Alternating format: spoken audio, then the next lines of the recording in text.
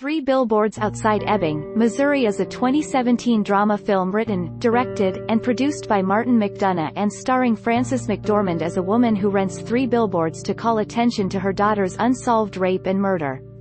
Woody Harrelson, Sam Rockwell, Abbie Cornish, John Hawkes, and Peter Dinklage appear in supporting roles. It was released in the United States in November 2017 and in the United Kingdom in January 2018 by Fox Searchlight Pictures and grossed $159 million worldwide. The film received widespread acclaim, particularly for McDormand and Rockwell's performances and McDonagh's screenplay.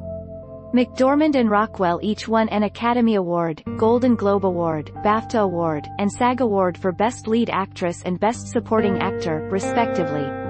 McDonagh won a Golden Globe Award and a BAFTA Award for his original screenplay, while the film also won the Golden Globe Award and BAFTA Award for Best Picture. In the town of Ebbing, Missouri, Mildred Hayes is grieving the rape and murder of her teenage daughter, Angela, several months earlier. Angry over the lack of progress in the investigation, Mildred rents three abandoned billboards near her home and posts on them, MW Parser Output Span, Small Caps, Font Variant, Small Caps, MW Parser Output Span, Small Caps Smaller, Font Size, 85%, Raped While Dying, Still No Arrests, and, How Come, Chief Willoughby. The billboards upset the townspeople, including Chief Bill Willoughby and the racist, violent, alcoholic officer Jason Dixon. The open secret that Willoughby suffers from terminal pancreatic cancer adds to everyone's disapproval.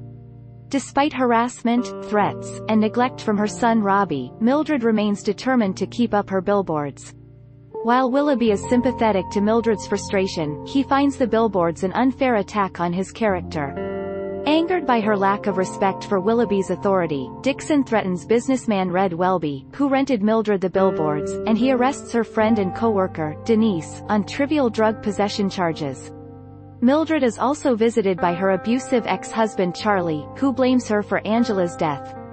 Willoughby brings Mildred in for questioning after she drills a hole in her dentist's thumb when he threatens her. During the interview, Willoughby coughs up blood. He leaves the hospital against medical advice and spends an idyllic day with his wife Anne and their two daughters, then commits suicide to spare his family the pain of watching him die of cancer. He leaves suicide notes for several people, including Mildred, in which he explains that she was not a factor in his suicide and that he secretly paid to keep the billboards up for another month, amused at the trouble this will bring her and hoping that they will keep attention on the murder.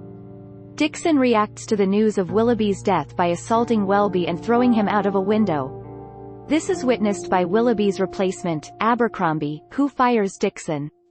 Meanwhile, Mildred is threatened by a crop-haired stranger in her store. The billboards are destroyed by arson. Mildred retaliates by tossing Molotov cocktails at the police station, which she believes is unoccupied for the night. However, Dixon is there to read Willoughby's letter to him, which advises him to let go of hate and learn to love, as the only way to realize his wish to become a detective. Dixon escapes with Angela's case file but suffers severe burns. Mildred's acquaintance James witnesses the incident and extinguishes Dixon's burning clothes. He later provides Mildred with an alibi, claiming they were on a date at the time of the incident. Dixon is treated for his burns, and put in the same hospital room as Welby, to whom he apologizes. Jerome, who was employed by the advertising company to put Mildred's messages up on the billboards, gives her the spares that were made in case of mistakes. She uses them to restore the billboard messages. Discharged from the hospital, Dixon overhears the man who threatened Mildred bragging in a bar of having raped and killed a girl in the same manner as Mildred's daughter.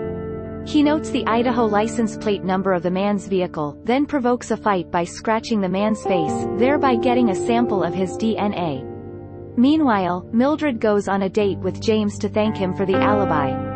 Charlie enters with his 19-year-old girlfriend Penelope, mocks James, and admits to burning the billboards while drunk. James